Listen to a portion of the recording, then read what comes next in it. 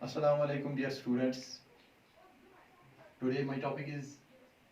factories come up. That means factories coming up in India.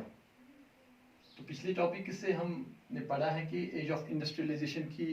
Gradual growth कैसे हुई है Europe में, और इसके बाद हमने कॉलोनाइजेशन के बारे में पढ़ा, जो कि इंडस्ट्रियलाइजेशन इन कॉलोनीज, वो हमने पढ़ा कि किस तरह से एस्टेब्लिशमेंट हुई, यहाँ पर कॉलोनियल रूल हो गया एस्टेब्लिश, और इसके बाद कॉलोनियल रूल के ज़रिए से ही इंडस्ट्रीज़ एस्टेब्लिश हो गई। आज हमें पढ़ना है फैक्ट्रीज कम अप। तो इसमें हम देखेंगे कि जो इंडस्ट्रीज़ सेटअप हुई थी अर्ली पीरियड में, वो आप ये आज फिर से मैं आपको दोहराऊंगा कि आप कंफ्यूजन का शिकार ना हो जाए। इंडस्ट्रीज का मतलब ये होता है कि जहां पर आप प्रोडक्ट्स को, जो प्रोडक्ट्स होती हैं उसकी प्रोडक्शन करोगे, कम्युनिटीज बनाओगे। ये जरूरी नहीं होता है कि वो फैक्ट्री मेड हो, यानी कि फैक्ट्रीज के जरिए से ना हो या टेक्नोलॉजीज या मशीन्स के जरिए से ना हो, बल्कि इंडस्ट्रीज का मतलब होता है कि आप कहीं पर भी प्रोडक्शन करो किसी तरीके से। जैसे कि हमने पढ़ा कि यूरोप में जो फॉरम यूनिट्स थे, वहाँ पर ट्रेडिशनल यूनिट्स थे, फॉरम हाउसेस थे, वहाँ पर वो घर बैठे काम करते थे और प्रोडक्ट्स बनाते थे, जब टेक्नोलॉजीज का कोई कंसेप्ट नहीं था। इसी तरह यहाँ फैक्ट्रीज जो आ गई इंडिया में, वो फैक्ट्रीज भी आप ये समझोगे कि ये फैक्ट्रीज एस्टेब्लिश हुई थी, ये हैंडमेड फैक्ट्रीज थी, यानी कि जो फैक्ट्रीज एस्टेब्लिश हुई थी वो अभी हैंडमेड प्रोडक्ट्स ही प्रोवाइड करती थी, अभी वो उस तरह की मशीन मेड और नई टेक्नोलॉजी उसमें सेटअप नहीं हुई थी। लेकिन वक्त गुजरने के साथ साथ with the passage of time gradually उन्होंने फिर इसमें जो टेक्नोलॉजीज का दौर आ गया, साइंटिफिकल अप्रोच आ गया, और साइंटिफिकल एज के जरिए से उसमें फिर नए तरीके से नई टेक्नोलॉजीज एस्टेब्लिश हो गई, और फिर आपने देखा कि मशरूम ग्रोथ हो गई इंडिया में फैक्ट्रीज की, इंडस्ट्रीज की। तो आज हम डिस्कस करेंगे कि इंडस्ट्रीज जो सेटअप हुई इंडिया में, बहुत सारे इलाकों में इंडस्ट्रीज सेटअप हो गई। जो इंडस्ट्रीज बन गई, चाहे बंगाल में जो दारुनाथ टैगोर था, उसने अपनी कंपनीज बनाई थी, 6 joint companies were established between 1830s to 1840s में। लेकिन वो डिक्लाइन हो गई, इसलिए वो डिक्लाइन हो गई क्योंकि उसमें उसको रॉ मटेरियल प्रोवाइड नहीं होता था, क्योंकि कॉलोनियल पावर जो थे, जो अंग्रेज का रूल यहाँ पर चल रहा था, वो ज़्यादातर उनको प्रोवाइड नहीं कर रहे थे वो मटेरियल्स, तो वो डिक्लाइन हो गई। ये जो इसके बाद यहाँ पर आप देखोगे मुंबई में भी जो जमशेद जी टाटा, जो आपने सुना होगा टाटा कंपनीज, जो जमशेद जी को कहते हैं कि फादर ऑफ इंडस्ट्रीज हिंदुस्तान में, उनने एस्टेब्लिश की कॉटन इंडस्ट्रीज इन 1854 में, ये मुंबई में एस्टेब्लिश हो गई। इसके बाद आपने सुना होगा सेठ हुकुमचंद जो था, उसने सेटअप की, जो उनके पास वो जूट मिल थी, जूट इंडस्ट्रीज थी 1855 में। इसी तरह से अहमदाबाद में भी 1860s में उन्होंने एस्टेब्लिश की थी, वहाँ पर भी कॉटन मिल्स, और इस तरह से जो टेक्सटाइल इंडस्ट्रीज का यहाँ पर रोल था। इसके बाद आप आगे भी देखोगे कि जमशेद जी टाटा ने फिर जो एस्टेब्लिश की थी बहुत सारी कंपनीज, यहाँ पर लार्ज स्केल कंपनीज उन्होंने जो बनाई। फिर आपने टिस्को का नाम सुना होगा, जो कि आयरन और स्टील कंपनी एस्टेब्लिश हो गई थी। इन कंपनीज के बुनियाद पर जो फैक्ट्रीज का आना हुआ, आप ये सुनोगे, आपके जहन में सवाल भी आया होगा कि ये जो कंपनी एस्टेब्लिश हो गई, ये किसने एस्टेब्लिश की? ये जो एंटरप्रेन्योर्स थे, एंटरप्रेन्योर्स ऑफ द इंडियंस, यानी कि मर्चेंट जो थे, जो एंटरप्रेन्योर्स थे, जो इससे पहले ट्रेड करते थे, जो मैंने बोला कि मुगल पीरियड में जो ट्रेड होता था, यानी कि post colonial period, pre colonial period में जो ट्रेड होता था सेंट्रल एशिया के साथ, या चाइना के जरिए से, जो सिल्क रूट के जरिए से ओफियम की वो ट्रेड होता था, यानी कि यहाँ से ओफियम जाता था, या बाकी प्रोडक्ट्स टी जाती थी, या बाकी कॉटन जाता था, वो चाइना जाता था, और चाइना से जो माल आता था, इस दरमियान उन्होंने या फिर सेंट्रल एशिया में जाता था पर्शियन के जरिए से, पारसीज जो आए थे यहाँ पर, तो उनके जरिए से जो उन्होंने कमाया था उस जमाने में पैसा, मुगल पीरियड में, वही पैसा उन्होंने इन्वेस्ट किया इन फैक्ट्रीज को एस्टेब्लिश करने के लिए। ठीक है ना? तो उन्होंने अपने जरिए से, ये अंग्रेजों का देन नहीं था, बल्कि उन्होंने खुद जो इंडियन मर्चेंट्स थे, जिसमें हमने जिक्र किया, जो यहाँ पर दारोकनाथ था, टैगोर था, या जमशेद जी टाटा था, जो पारसी एक था, क्योंकि यहाँ पर जितनी भी आप आजकल भी जो जितनी भी कंपनियां देखोगे, जितनी भी फैक्ट्रीज आज देखोगे, वो इन्हीं की बदौलत है, वो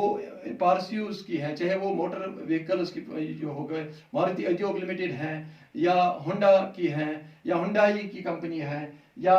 टाटा कंपनी है, टाटा मोटर्स भी है, वो इन्हीं का है, जैसे रतन टाटा जो इनका ग्रैंडसन है जमशेद जी टाटा का। तो ये एस्टेब्लिश हुए थे, ये इंडियन मर्चेंट्स थे। तो हमने देखा कि इसके बाद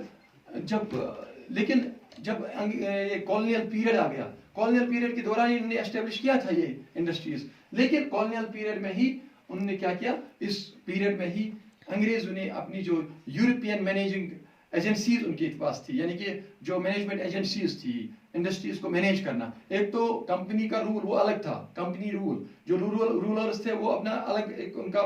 काम था, लेकिन जो उन्होंने अपने यहाँ यूरोपियन मैनेजिंग एजेंसीज थी वो देख रेख करती थी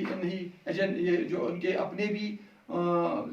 मशीन्स थे, अपने भी कारखाने थे यहाँ पर, या अपने इंडस्ट्रीज थे, या इन इंडस्ट्रीज पर भी उन्होंने, क्योंकि उनके पास रूल था, वही रूल चलाते थे, तो इनको कन्फाइन रहना पड़ता था,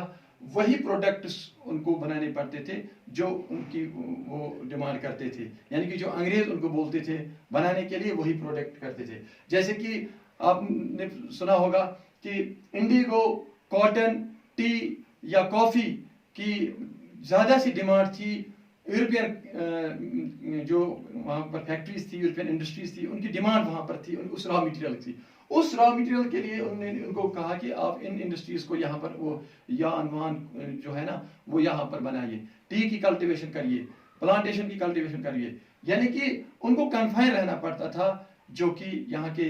मर्चेंट्स थे, जो यहाँ के इंडस्ट्रियलिस्ट थे, इंडियन एंटरप्रेन्योर्स थे, उनको कन्फाइन रहना पड़ता था उन्हीं के जरिए से। तो धीरे धीरे हमने देखा इन 19th सेंचुरी में या 20th सेंचुरी की जब हम बात करेंगे, फिर हम जाएंगे वर्ल्ड वार जब हो गया, वर्ल्ड वार फर्स्ट जब आ गया, तो वर्ल्ड वार फर्स्ट में जो फैक्ट्रीज अभी तक जो सामान बनाती थी, उन्होंने फिर वारफेयर ये जो प्रोडक्ट्स बनाने शुरू किए, जो जंग में यानी कि वार में जो इस्तेमाल होता था सामान, वो उन्होंने कहा इनको कि आप वही सामान हमें बनाने दीजिए। गर्ज ये कि जो भी प्रेफर करते थे अंग्रेज, जो भी उनको जो वो चाहते थे बनाना उनकी कंपनीज के जरिए से, वही वो बनाते थे ये जो इन इंडस्ट्रीज के जरिए से। तो फिर हम देखेंगे कि यहाँ पर इन फैक्ट्रीज में जैसे चाहे जूट फैक्ट्रीज थी, या कॉटन मिल्स थी, या और कोई मिल्स थी, टेक्सटाइल इंडस्ट्रीज जितनी भी यहाँ पर थे, जिनको चाहे मुंबई में एस्टेब्लिश किया गया या मद्रास में एस्टेब्लिश किया गया, जिसको आज चेन्नई बोलते हो आप, या आपने उसको बंगाल में एस्टेब्लिश किया, तो इन सारे एरियाज में जो उनको वर्कर्स की ज़रूरत थी वो कहाँ से आते थे। तो ये हम देखेंगे कि where did the workers come from. तो हम